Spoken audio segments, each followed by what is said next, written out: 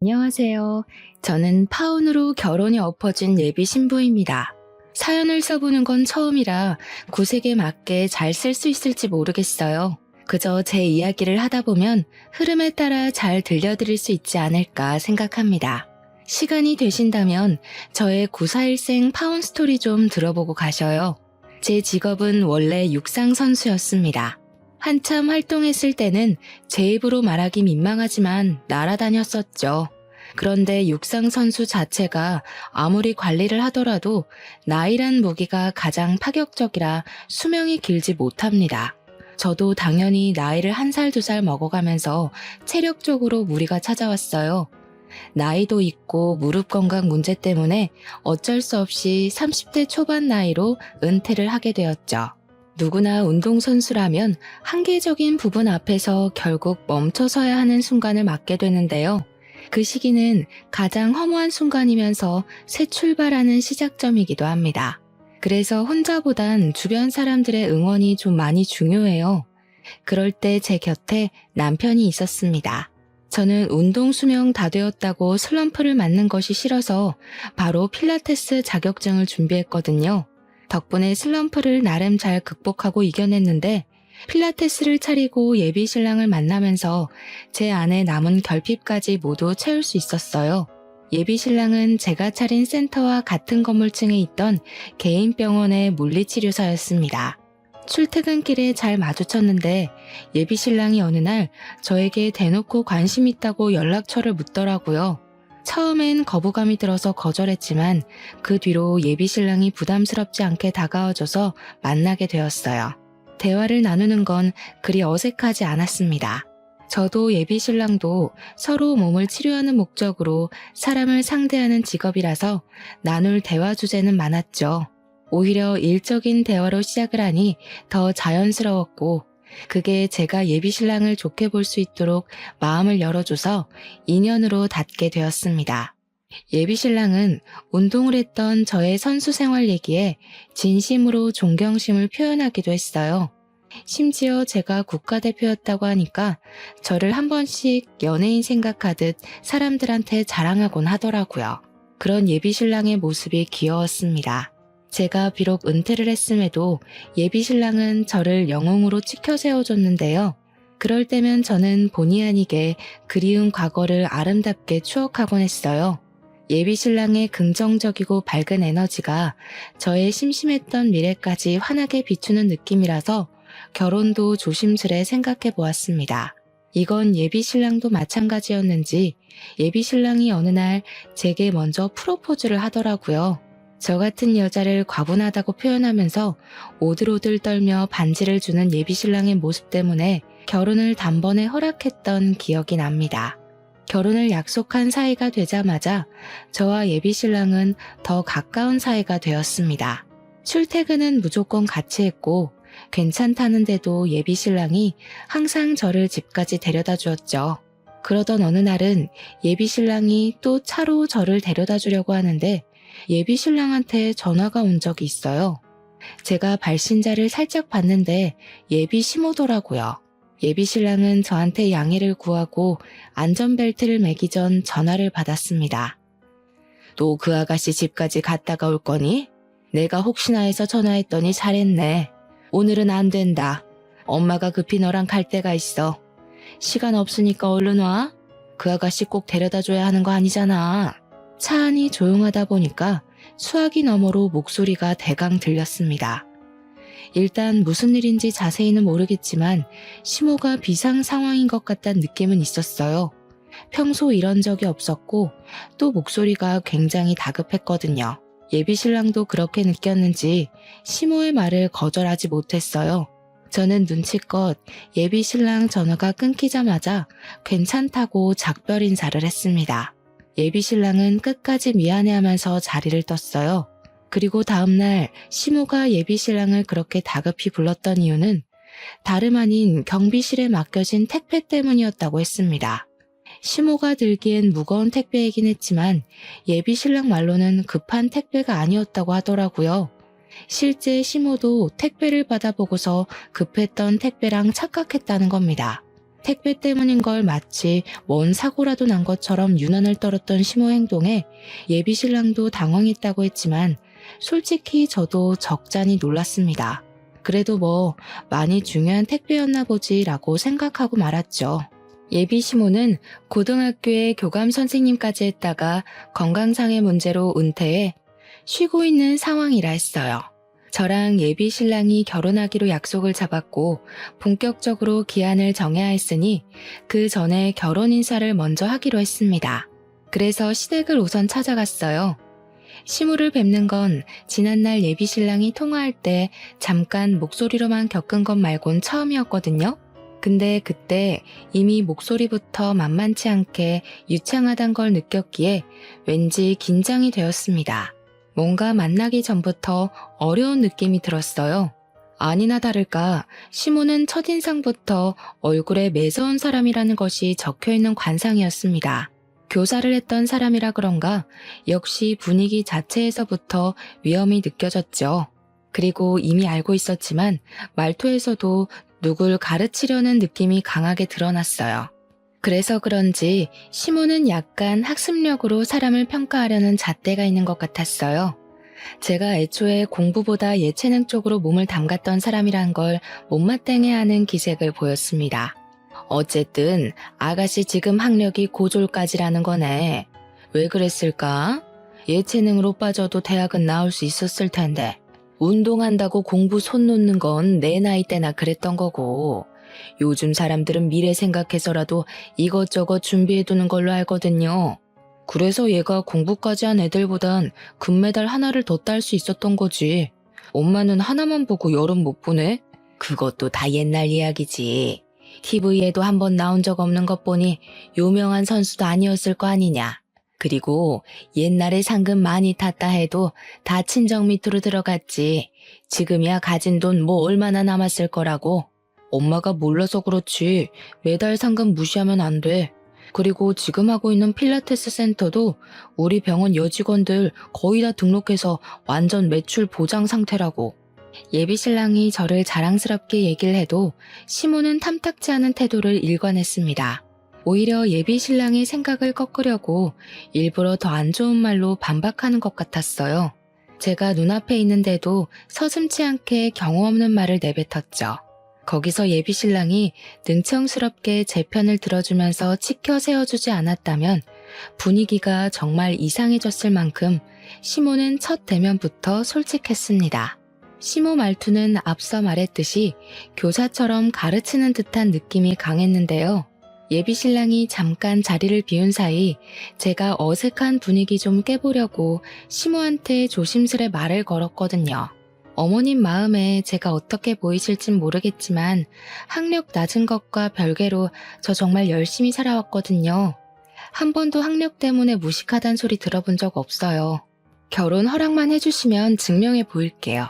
시모는 제 말을 잠자코 듣더니 처음 뱉은 말이 말을 놓겠다는 대답이었습니다.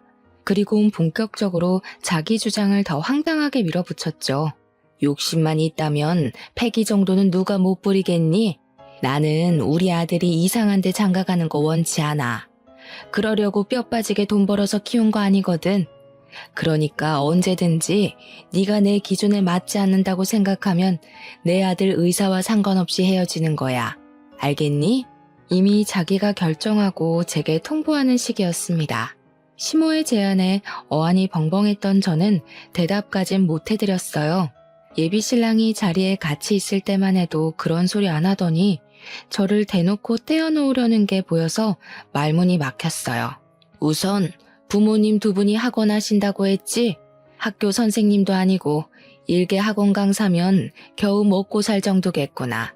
아쉽지만 일단 사돈 자리는 탈락이네. 상견례는 다른 부분까지 차차 알아보고 결정하마. 시모는 애초에 제 대답 따위 필요 없었던 겁니다. 자기 할 말만 내뱉고 바로 일어나더라고요. 그리고는 주방으로 가버렸어요. 거기서 제가 뭘 할 수 있는 게 없어서 앉아 있었던 것도 있지만 어처구니 없어서 앉아 있었던 것도 있었어요. 저희 부모님더러 탈락이라 평가를 했다는 게 너무 기분 나쁘고 어이없었습니다. 그걸로 모자라 차차 알아본다는 건 또 무슨 소리지 싶었어요. 뭔가 선생 대 학생으로 평가받는 기분 같아서 감정이 확 상하더라고요. 아무리 시무가 어른이라지만 저도 성인이거든요. 이곳은 학교가 아니고 사회잖아요. 사회에 나오면 적어도 서로에 대해 기본적인 예의는 지켜야 하는 거 아닙니까? 어떻게 선생이었다는 사람이 그런 기초적인 지식을 더 모르는 건지 모르겠더군요. 아무튼 그래서 시모는 결혼을 반대한다는 건지 아니라는 건지 애매모호한 느낌만 주었습니다. 그 상태로 예비 시댁을 나왔어요. 시댁을 나오고 제가 표정이 안 좋으니 예비 신랑이 제게 당연히 물어왔습니다. 예비 신랑도 어느 정도 자기 엄마가 제게 예의 없게 굴었다는 걸 알고 있더라고요. 우리 엄마가 좀 까칠하지. 말은 저렇게 해도 마음은 따뜻하신 분이야. 처음부터 기준을 높게 잡아야 허튼 사람 걸러낼 수 있다고 괜히 오버하신 거야. 그러니까 너무 겁내지 마. 아마 당신이 감정적으로 안 나와서 엄청 좋게 보고 계실걸? 이런 것도 칭찬이라고 하는 건지 모르겠더군요. 예비 신랑은 자기 없을 때 시모가 제게 어떤 말로 돌직구를 날렸는지 몰라서 이런 태평한 소리를 하는 거였습니다. 저는 굳이 저 혼자 소가리를 하고 싶지 않았습니다. 제가 아직 결혼을 한 것도 아니었고 예비 시모의 일이면 예비 신랑도 알고 있어야 된다고 생각했거든요. 그래서 예비 신랑이 자리를 비웠던 딱 그때의 사실만 얘기를 했어요. 그랬더니 예비 신랑이 뜬금없이 하하 웃더라고요. 저는 나름 심각하게 얘기를 한 건데 웃어버려서 더 기분이 나빴습니다. 엄마가 또 옛날 습관 못 버리고 그랬나 보네. 엄마한테 그런 선생 같은 말투가 고질병 같은 거거든. 너처럼 오해하는 사람들이 많아. 근데 절대 신경 쓸 것 없어. 말 그대로 오해니까. 오해? 나는 지금 어머님 말투를 뭐라 하는 게 아니라 내용을 갖고 따지는 거야. 어머님이 우리 부모님더러 사돈 자리는 탈락이라는 소리를 했는데 그게 그냥 웃고 넘겨야 되는 습관이라고? 기분 나빴으면 미안. 나는 엄마가 이러는 거 워낙 익숙해서 몰랐어. 불편했어? 엄마한테 사과하라고 말할게. 예비 신랑은 뒤늦게야 진지한 제 표정을 보곤 자기가 시모한테 잘 얘기해서 오해 풀 수 있도록 하겠다고 했습니다. 다시는 이런 말실수 나오지 않도록 조심시키겠다는 말도 했죠. 예비 신랑이 어련히 잘 알아서 할 거라고 생각했어요. 그런데 며칠 뒤였습니다. 어느 날 연락도 없이 시모가 제가 일하는 곳으로 찾아온 겁니다. 시모랑 안면을 튼 사이인 건 맞지만 그래봤자 결혼 인사 때문에 찾아가서 겨우 한 번 봤던 것이 다였어요. 시모가 이렇게 연락도 없이 제 직장을 들이닥칠 만큼 가까운 사이가 아니란 말씀을 드리려는 겁니다. 그래서 제가 당황해도 무척 당황했죠.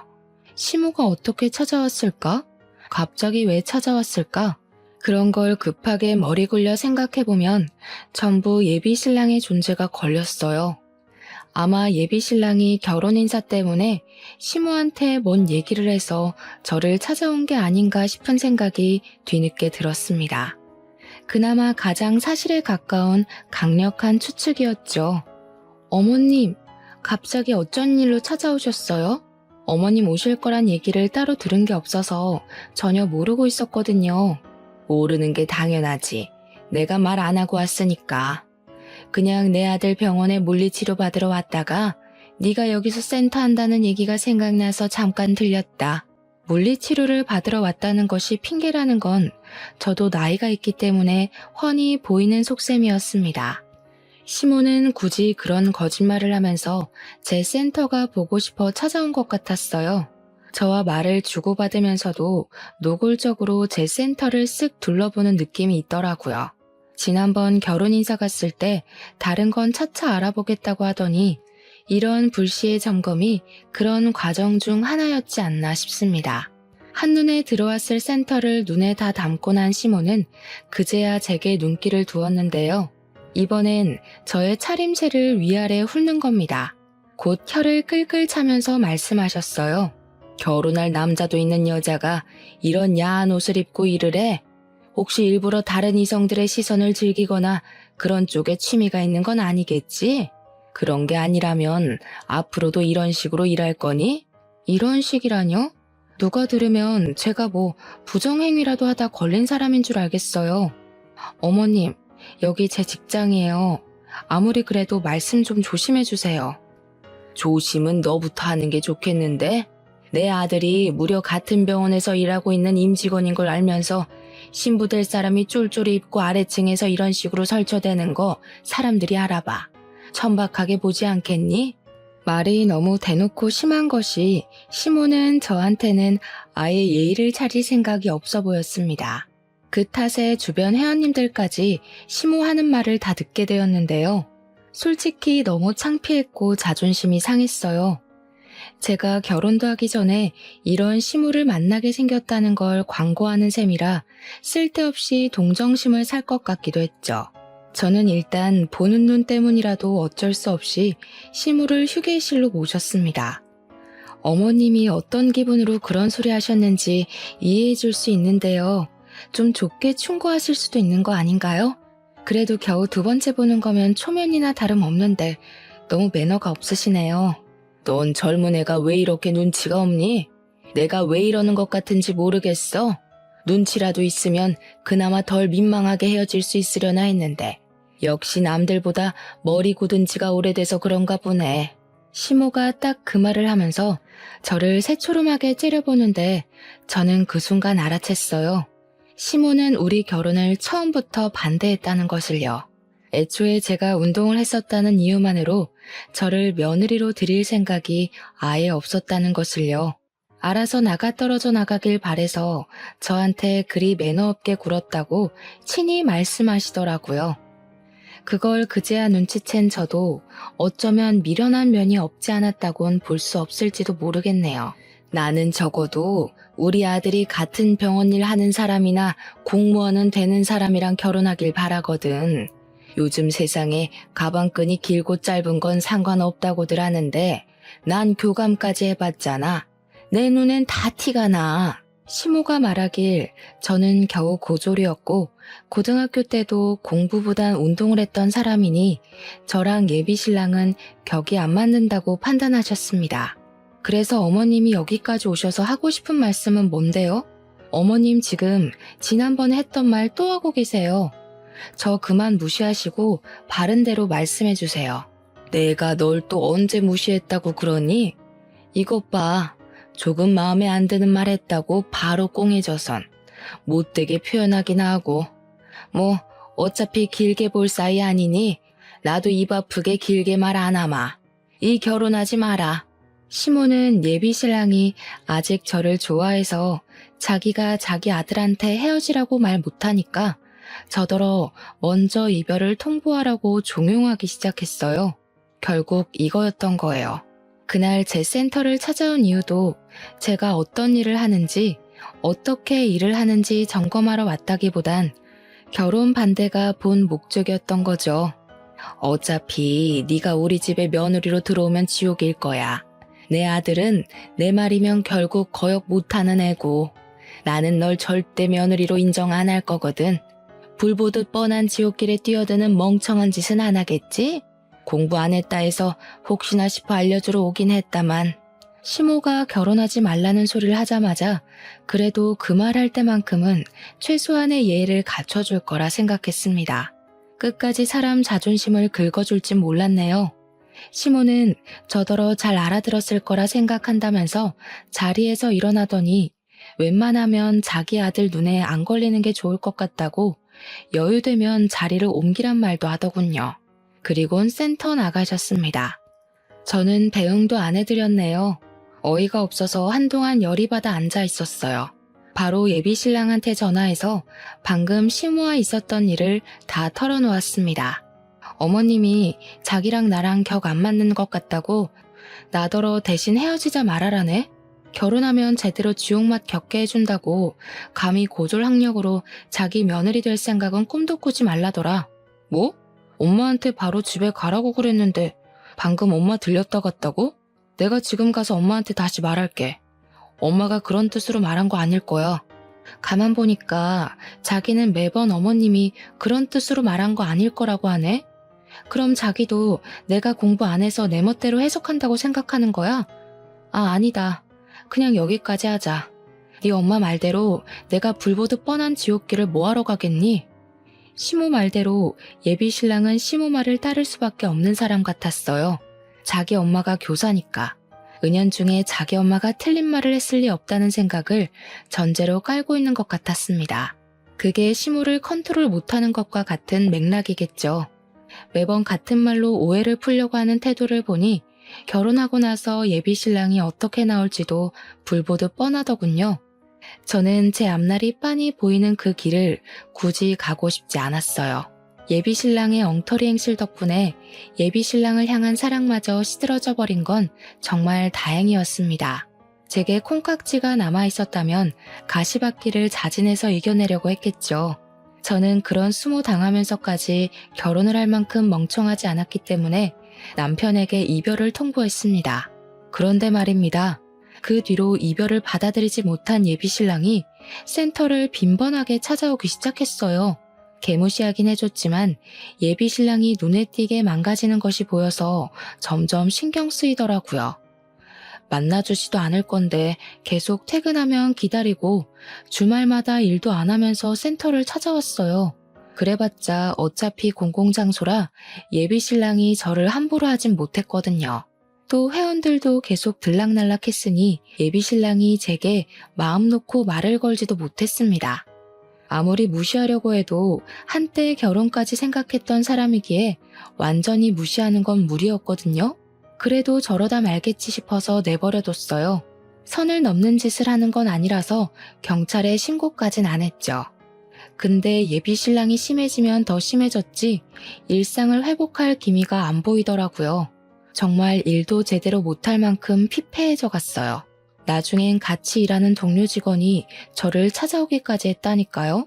몰래 저를 찾아와서는 예비 신랑한테 한 번만 더 기회 주면 안 되겠냐 대신 부탁하는 거 아니겠습니까? 그때부터 제가 다시 말도 안 되는 고민을 했던 거예요. 원래 한번 고물이 되어버린 건 다시 걷어들이는 게 아닌데 쓸데없이 제 손때 묻은 그 고물에 정이라도 남아있었던 건지 결국 흔들린 거죠. 그런 와중에도 예비 신랑은 제게 매일 전화해왔고 저만 보면 하염없이 울고 그랬어요. 그래서 수천 번 고민 끝에 제가 결국 예비 신랑을 다시 만나버렸네요. 대신 결혼은 보류하고 말이죠. 내가 무슨 일이 있어도 엄마가 너한테 입도 뻥긋 못하게 만들 거야. 네가 나 믿어준 거 절대 실망시키지 않을게. 정말 고마워. 예비 신랑은 저랑 어떻게든 결혼까지 하고 말겠다는 기세를 보였어요. 저는 솔직히 결혼 욕심까진 더 이상 없었거든요. 근데 예비 신랑이 자기가 알아서 시무를 처리해보겠다니까 그냥 그 모습도 궁금해서 내버려 뒀습니다. 그런데 그걸 아주 화끈하게 보여줄지는 몰랐어요. 예비 신랑이 제게 결의를 보여준 지 한 달이 지났을 때쯤이었는데요. 예비 신랑이 그동안 자기 나름대로 시모한테 반항을 했나 보더라고요. 어느 날은 퇴근하고 집 앞에 갔는데 예비 신랑이랑 시모가 먼저 도착해서 기다리고 있더라고요. 시모는 예비 신랑이랑 헤어지고 나서 처음 보는 거였거든요. 준비되지 않은 마음으로 시모를 발견하니 저절로 주춤하게 되었습니다. 저도 모르게 굳이 마주치고 싶지 않아서 도망가려는데 예비 신랑이 저를 붙잡고 한 번만 같이 시간 갖자고 부탁하기 시작했어요. 자기가 시모를 회유시켜서 사과하러 온 거라고 하더라고요. 예비 신랑이 곧장 시모를 끌고 제 앞에 세우더니 정말로 사과하라고 시키는 겁니다. 엄마 분명 나 결혼시키겠다고 약속했어. 안 그럼 내가 엄마 아들 안 하겠다고도 했고. 예비 신랑이 시모한테 저렇게도 말을 할 줄 아나 싶었어요. 그걸 보면서 예비 신랑도 시모한테 대들려면 대들 수 있는 사람이구나 라는 생각이 들었습니다. 근데 문제는 시모가 진짜 제게 사과를 할까? 그거죠. 처음부터 제가 수준 낮아서 마음에 안 들다 했던 사람인데 콧대 높은 사람이 과연 고개를 숙일까요? 아니나 다를까 시모는 자기가 사과하는 모습을 아들한테 보이기가 싫었는지 예비 신랑더러 자리 피해달라고 했습니다.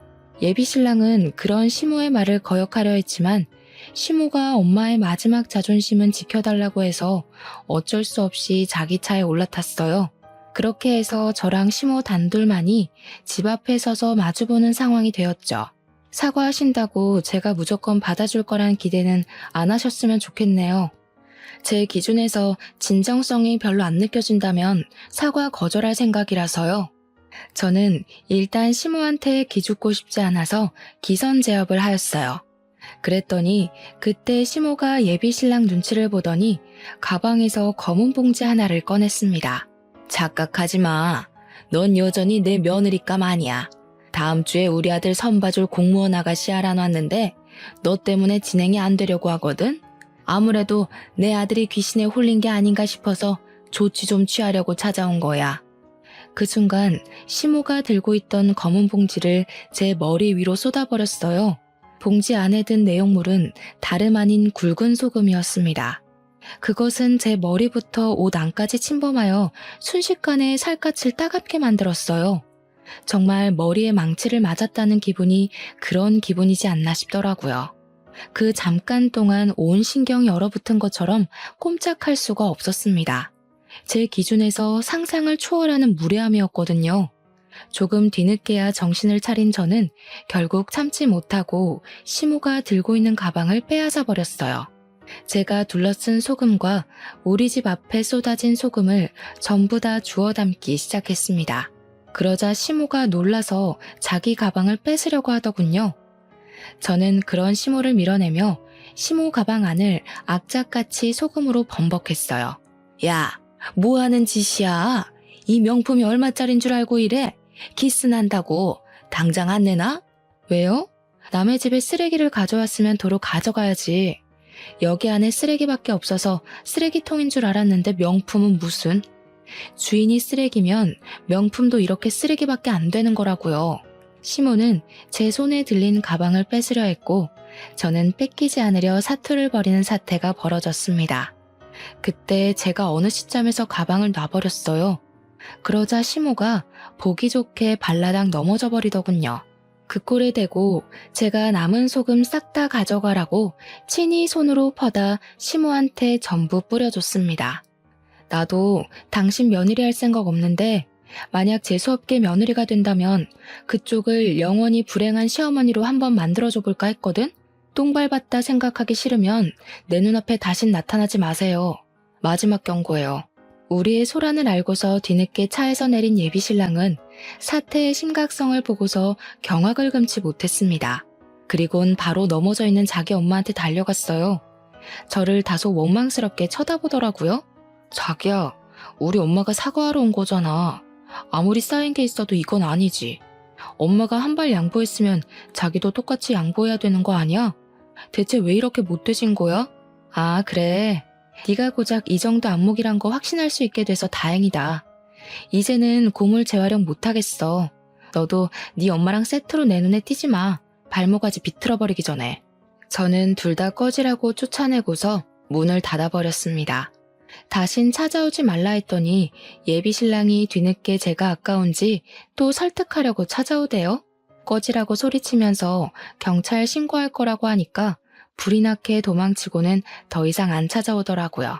사실 처음 이 결혼이 엎어졌을 때 그대로 마무리를 했다면 그나마 감정만 조금 상한 채로 지나 보냈을 기억이었을 겁니다. 그런데 제가 쓸데없이 게임에 넘어가서 아주 더럽게 엎어진 결혼이 되어버린 거죠. 그건 제 스스로의 업보라고 인정하기에 길게 탓할 생각은 없었어요.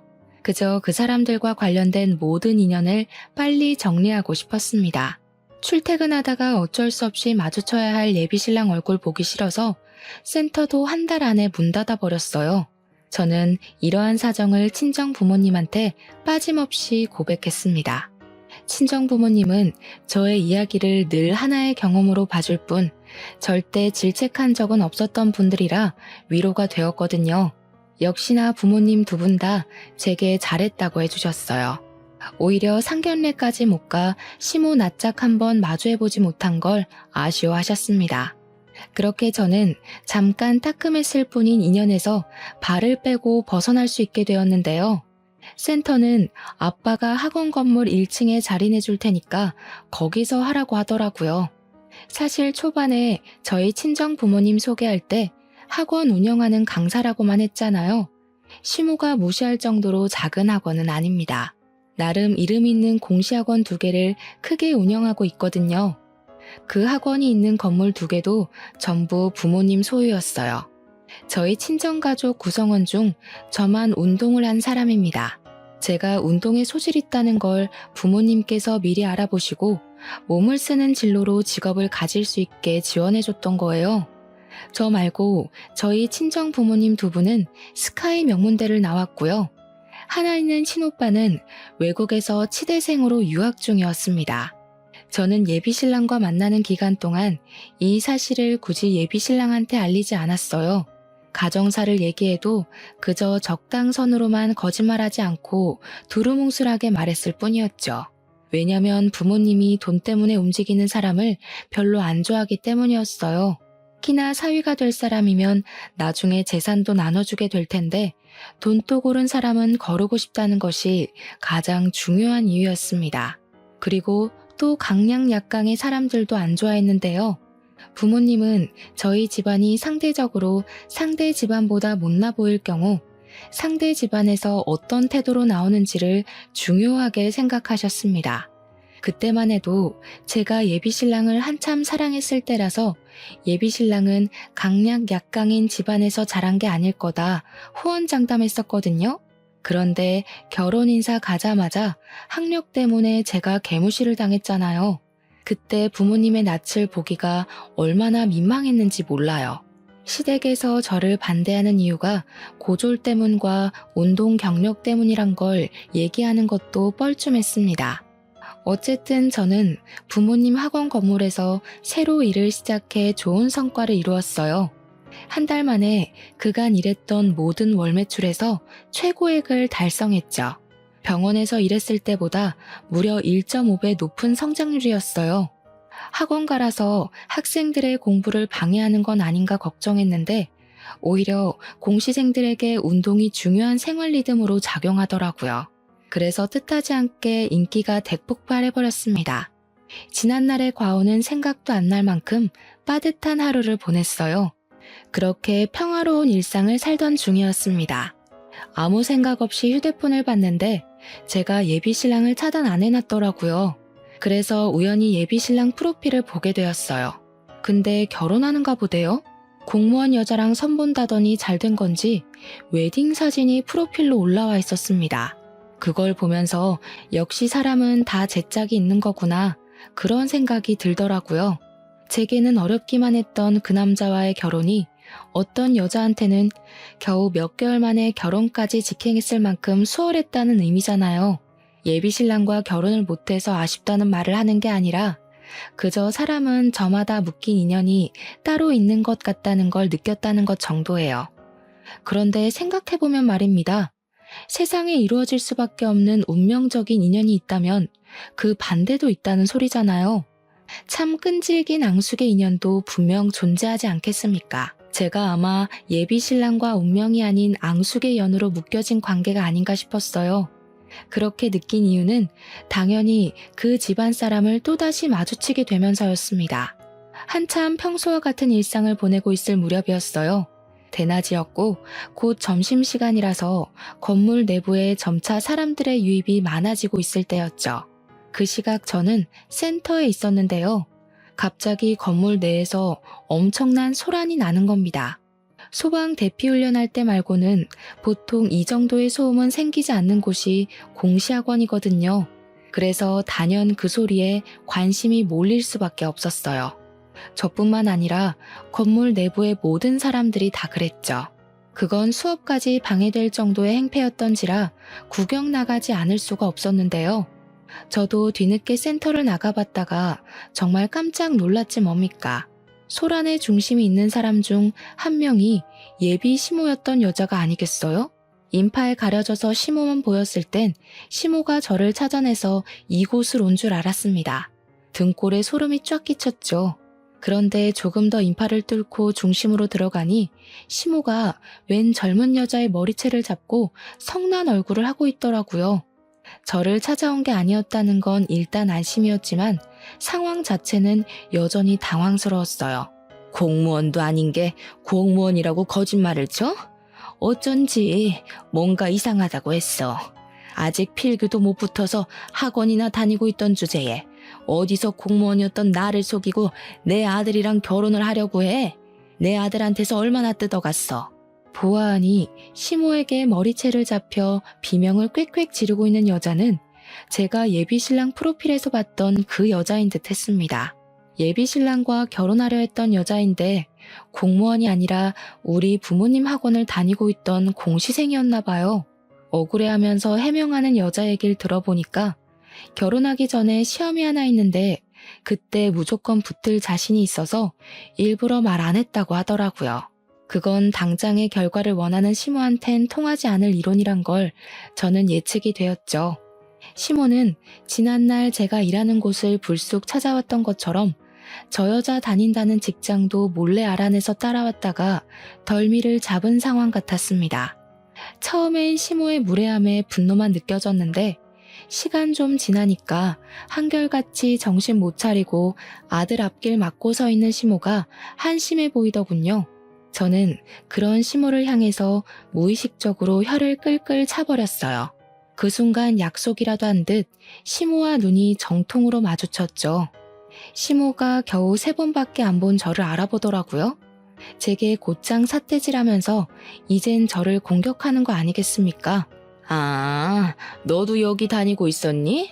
이제서야 공부가 아니면 살 길이 없다는 걸 알았나 보지? 보니까 여기가 아주 천박한 인간들 소굴인가 보네. 솔직히 공무원 공부는 1년이면 되는데 여기서 1년 이상 붙어있는 꼴통도 많을 거다. 이럴 시간에 다른 데로 머리 굴려. 지금 남의 업장에 와서 뭐 하시는 거예요? 예나 지금이나 무례하신 건 여전하네요. 젊은 사람들 괴롭힐 힘도 많고 너무 쌩쌩하신 거 아니에요? 할 짓이 없어서 힘이 남아도는 건가? 이것 봐. 배운 게 없으니까 싹수가 아주 바가지잖아. 너는 이미 늙을 대로 늙어서 지금 공부해봤자 그 성질머리 못 고쳐. 타고난 똥통머리를 무슨 수로 고치겠니? 네 부모가 너를 이 모양 이 꼴로 내버려둔 걸 원망해라. 시모가 제 머리를 자꾸 손가락으로 밀어버리기까지 하길래 저도 참지 않고 시모의 팔을 내쳤습니다. 그래도 보는 눈이 너무 많아서 감히 어른에게 먼저 손찌검을 못하고 있었는데요. 그때 엄마가 나타나서 시모의 뺨을 사정없이 후려쳤어요. 저희 엄마야 그 건물의 주인이었고 그 학원의 원장이었으니 얼굴 모르는 사람이 없었는데 그런 과감한 행동을 해버려서 저뿐만 아니라 다들 놀란 상황이었습니다. 아, 우리 딸 시모 될 뻔했다던 분이신가 보네요. 그때 우리 딸한테 소금 부었다고 들었는데 꼭 한번 뵙고 싶었거든요. 제가 바빠서 뒷조사할 시간이 없어서 이제야 인사드려요. 저는 미처 소금을 준비 못해서요. 똑같이 따끔거릴 테니까 쌤쌤으로 하죠. 뭐야? 딸? 당신이 이 아가씨 부모야? 어쩐지 밑도 끝도 없이 천박하게 손부터 올린다 했다. 부모가 이 모양이니 자식 새끼도 개념 없는 짓 하고 다니지. 보나마나 그쪽도 어디 중졸이나 고졸이죠? 아, 국민학교로 끝인가? 시모는 얻어맞고도 뭐가 그리 당당한지 우리 엄마 앞에서 하하호호 열심히도 비웃고 있었습니다. 그런데 앞서 말씀드렸다시피 건물 이용자 중에서 우리 엄마를 모르는 사람들은 거의 없어서 다들 시모가 하는 말에 오히려 더 수군거릴 뿐이었어요.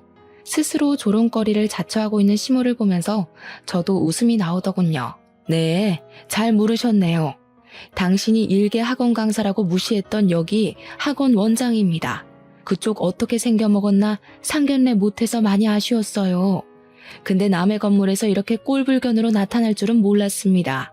시모는 우리 부모님 학원 규모를 얼마 정도로 생각했는진 모르겠는데 일단 눈으로만 훑어도 학원 크기가 소규모는 아니니 좀 당황하는 눈치였어요.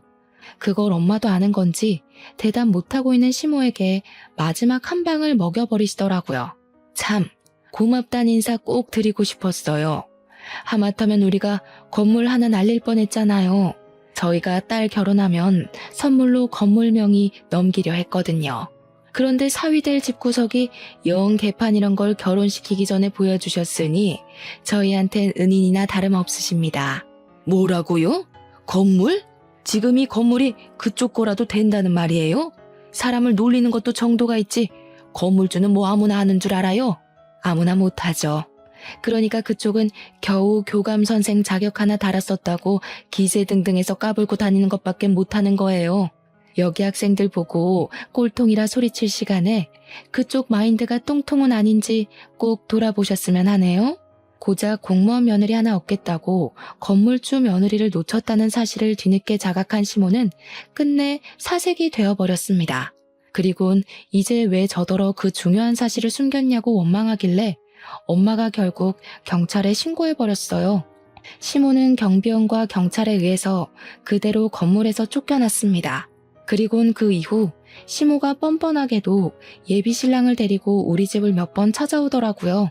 초면에도 들려준 적 없던 상냥한 목소리로 계속 얘기 한번 나누자고 조르는 거 아니겠습니까? 이미 미련 따위 없던 저는 마냥 귀찮아서 결국 이사를 가버렸어요. 그랬더니 시모가 이젠 부모님 건물로 찾아오기 시작하더라고요. 구질구질하게 왜 이러세요? 안 어울리니까 제발 하던 대로 하고 사세요. 이제 와서 높은 콧대 깎는다고 뭐가 달라지겠어요? 교감 아줌마는 건물주 며느리까지 품을 그릇이 안 되는 사람인 거예요. 그러니까 자존심에 딱 맞는 공무원 아가씨나 더 발굴하러 다니시라고요. 저는 바로 경찰한테 신고해서 접근 금지 신청을 때려버렸습니다. 돈으로 혼을 내줘야 정신을 차리니 그것 또한 문제인 사람들이더군요. 어쩌다가 그런 똥을 밟아버렸는지 모르겠지만 다행히도 이래저래 잘 털어냈네요. 그 사람들도 물론 앞으로 새로운 사돈 집안을 또다시 만나게 될 수도 있겠죠. 제발 대접받고 싶으면 먼저 대접하길 바란다고 얘기해주고 싶습니다. 제 이야기 잘 들어주셨나요? 저도 사연을 올릴 수 있는 경험해봐서 뜻깊은 시간이었습니다. 이 시간 즐거웠고 들어주신 청취자분들께 진심으로 감사 인사드립니다.